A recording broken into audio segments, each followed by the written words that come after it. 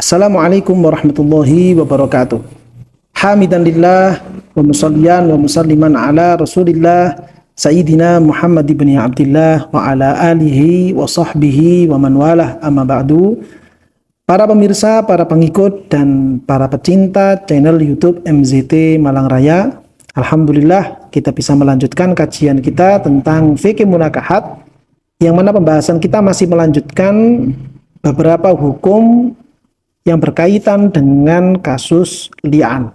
Ketika ada seorang suami yang kemudian dia itu menyaksikan atau mengetahui bahwa istrinya telah melakukan perbuatan yang diharamkan oleh Allah Ta'ala dengan laki-laki lain, lalu kemudian si suami itu menuduh istrinya melakukan perbuatan zina, lalu kemudian tuduhan itu berlanjut hingga memunculkan perbuatan li'an, yang mana persyaratan li'an itu bagaimana supaya dianggap sah dan muktabar di hadapan syariat, itu sudah kita bahas pada video yang sebelumnya.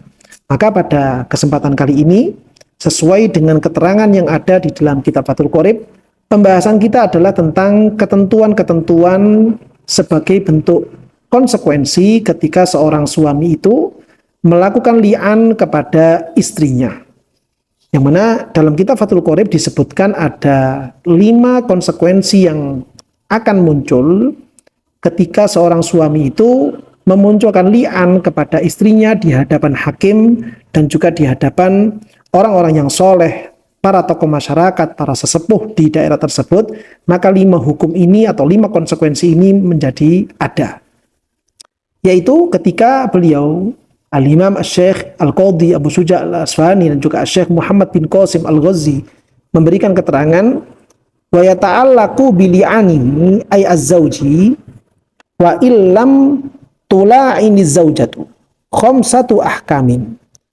Maka akan muncul konsekuensi hukum sebab adanya li'an si suami, walaupun nanti si istri itu tidak membalas li'an si suami.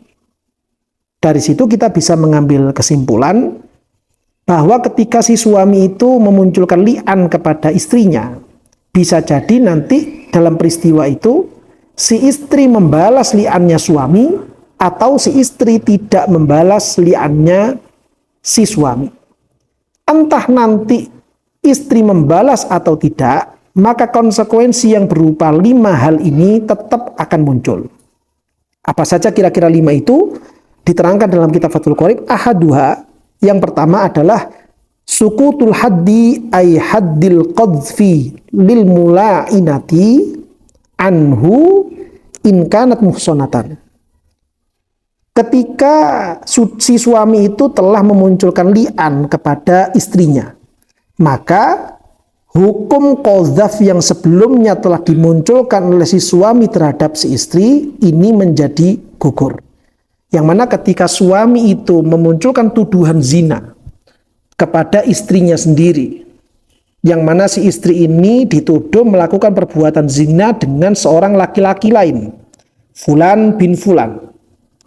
Harusnya ketika si suami itu tidak memiliki nisab bayinah, tidak memiliki saksi yang berjumlah 4 orang terhadap peristiwa zina tersebut, harusnya si suami mendapatkan haddul qadzaf, yaitu dicambuk 80 kali. Dan ternyata ketika muncul tuduhan itu, yang dituduh bukan hanya istrinya, tapi yang dituduh juga laki-laki lain yang telah melakukan zina dengan istri si suami tersebut. Sehingga si suami itu harusnya mendapatkan 160 cambukan. Dan cambukan ini merupakan hak dari istri yang telah tertuduh dan juga laki-laki yang telah tertuduh. Artinya si istri ini memiliki hak berupa cambukan sejumlah 80 kali terhadap suaminya. Begitu juga dengan laki-laki yang dituduh melakukan zina dengan istrinya, dia juga punya hak berupa 80 cambukan terhadap suami yang telah menuduh istrinya sendiri. Tapi ketika si suami ini ternyata memunculkan li'an terhadap istrinya, maka hak mereka berdua, si istri dengan laki-laki lain yang tertuduh tadi itu, berupa cambukan 80 dan 80 yang tertotal menjadi 160, ini menjadi gugur dari si suami. Si suami yang telah menuduh istri dan juga orang lain tadi berbuat zina, ini gugur untuk mendapatkan haddul qadhaf. Sehingga dia tidak jadi dicambuk sebanyak 160 kali. Hal ini baik si istri itu membalas li'annya atau tidak membalas li'annya. Ini kalau istrinya itu adalah seorang perempuan yang muhsonah.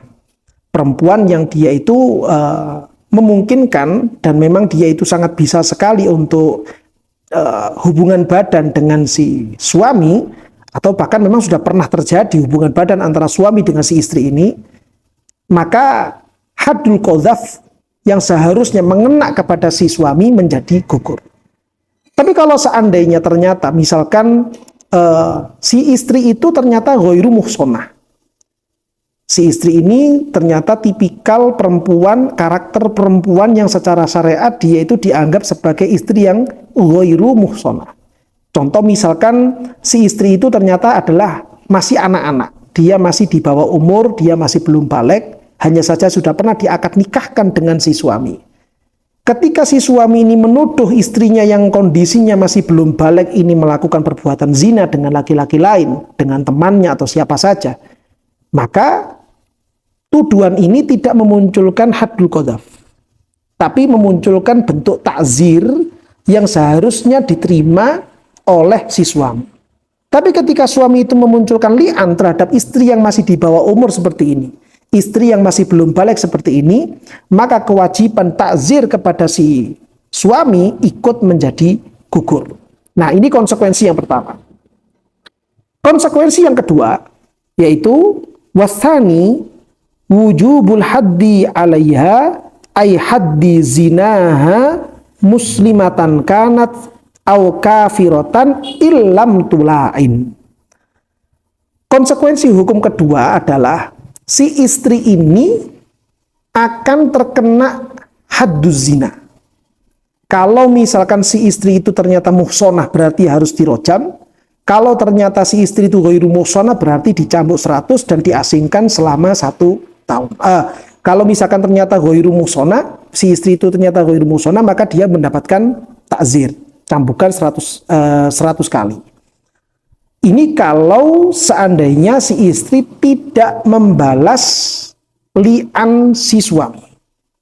Tapi kalau ternyata nanti si istri itu ternyata mau berkenan untuk membalas li'annya si suami, maka hadduz zina yang seharusnya diterima oleh si istri ikut menjadi gugur. Tapi kalau ternyata si istri ini tidak berkenan untuk membalas li'annya si suami, maka si perempuan ini atau si istri ini dia akan mendapatkan hadduz zina. Kalau ternyata si perempuan itu adalah muhsonah, dan ini yang rata-rata biasanya banyak terjadi, umumnya terjadi, maka si istri ini akan dirojam sampai meninggal dunia. Begitu juga dengan laki-laki yang telah melakukan perbuatan seperti itu, kalau dia ternyata laki-laki yang muhson, maka dia juga akan mendapatkan rojam. Kalau ternyata laki-laki yang melakukan zina dengan si istri tadi itu ternyata ghairu muhson, maka dialah yang kemudian dicambuk sebanyak 100 kali dan diasingkan selama 1 tahun. Ini konsekuensi hukum yang kedua. Konsekuensi hukum yang ketiga, wasalisu zawalul firashi wa abbaru anhu ghairul musannifi bil furqatil mu'abbadah.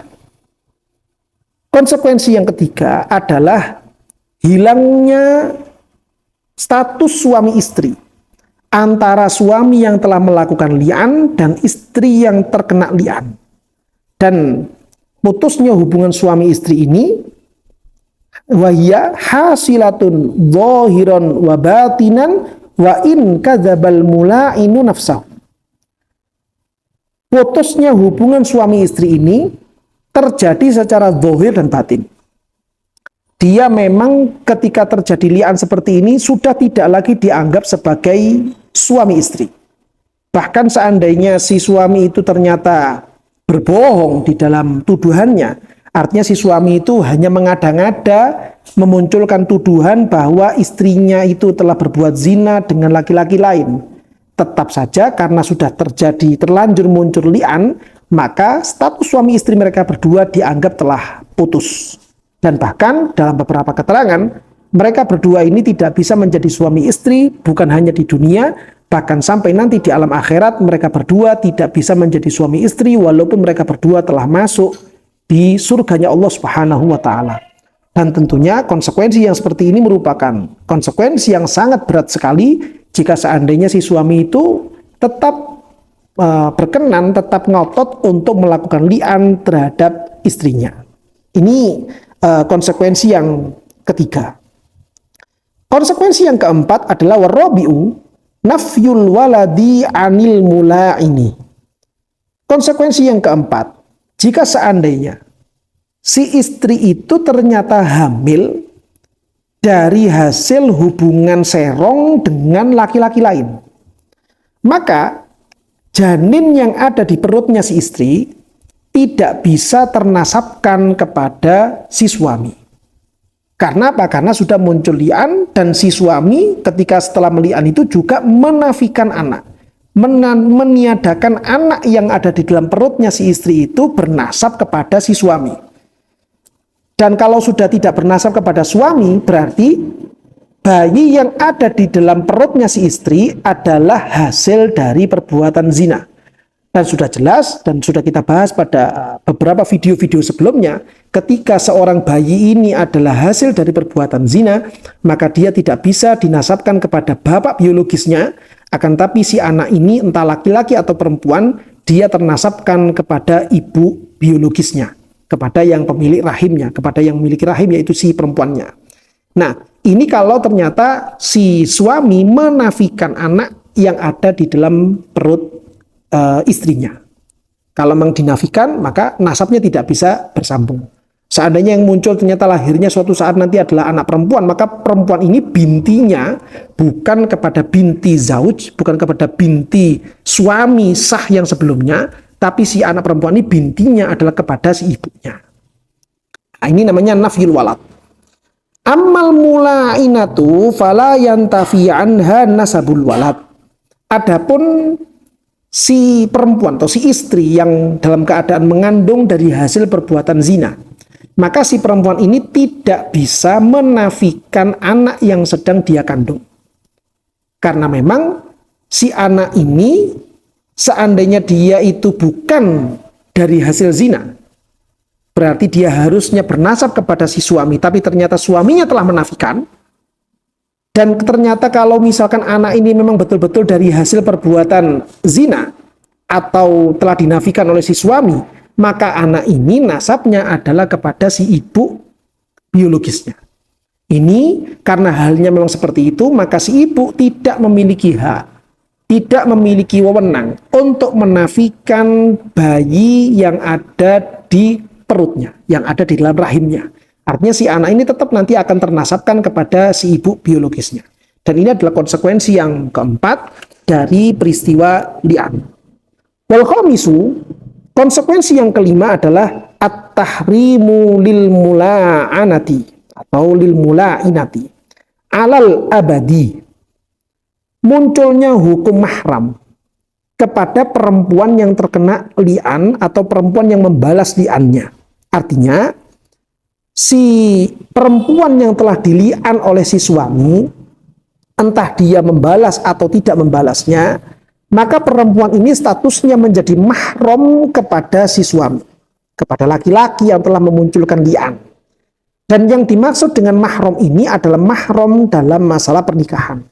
Artinya mereka berdua tidak bisa lagi menjadi suami istri alal abadi, selama-lamanya.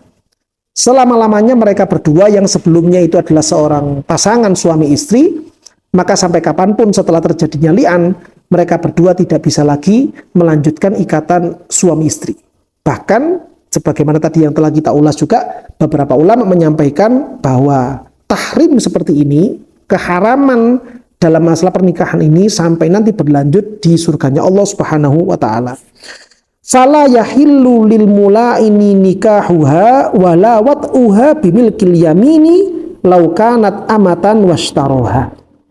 Maka bagi si suami yang telah meli'an perempuan tersebut, meli'an istrinya sendiri tadi itu, tidak halal untuk menikahi perempuan ini. entah pernikahan sah secara akad atau juga tidak halal untuk melakukan jima dengan perempuan tersebut jika seandainya di kemudian hari nanti istrinya tadi itu yang telah terkena li'an ini menjadi budak lalu kemudian dibeli oleh mantan suaminya tadi. Walaupun seandainya telah perempuan ini menjadi budak, maka tetap saja si laki-laki ini yang sekarang menjadi tuannya tidak bisa melakukan hubungan badan dengan dalih milkul yamin. Maka ini tidak bisa terjadi dan itu diharamkan oleh Allah Subhanahu wa taala. Wa fil mutawwalati ziyadatun ala hadhil khamsah.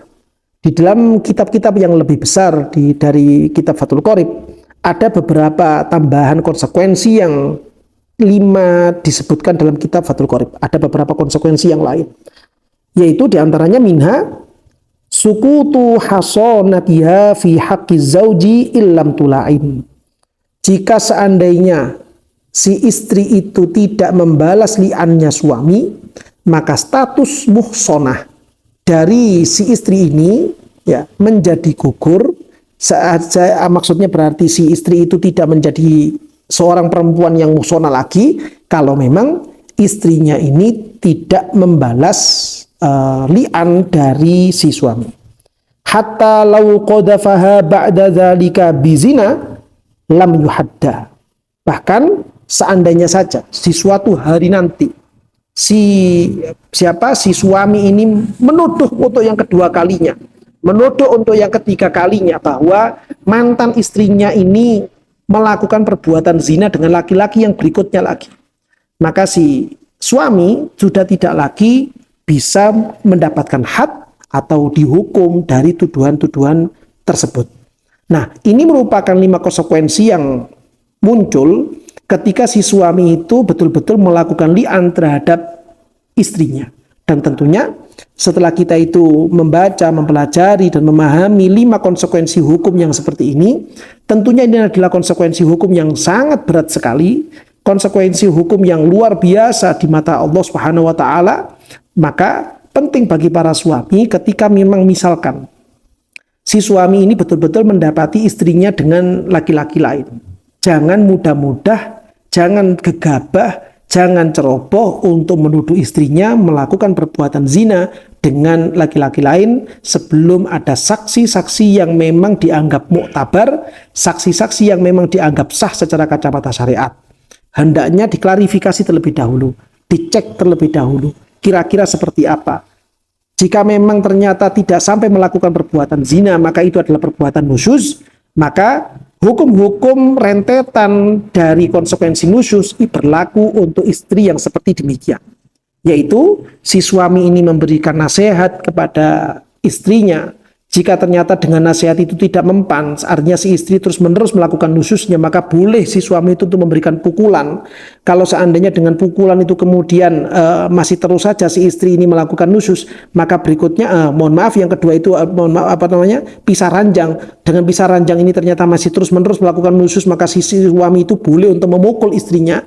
Maka rentetan-rentetan seperti ini penting untuk muncul jika memang si istri itu tidak melakukan perbuatan zina atau si suami ini masih belum memiliki saksi-saksi yang cukup untuk membuktikan bahwa istrinya telah melakukan zina dengan laki-laki lain. Dan tentunya ketika kita memahami seperti ini perlu bagi masing-masing suami istri, baik laki-laki perempuan tadi itu yang suami istri ini, supaya tidak mudah-mudah, tidak gampang-gampang melakukan hal-hal yang memang itu dilarang oleh Allah Subhanahu wa taala. Entah istrinya itu kemudian melakukan hubungan dengan laki-laki lain selain suaminya. Begitu juga dengan suami, jangan terlalu mudah, jangan gegabah, jangan ceroboh untuk memunculkan tuduhan kepada si istri tentang perbuatan zina dengan laki-laki lain.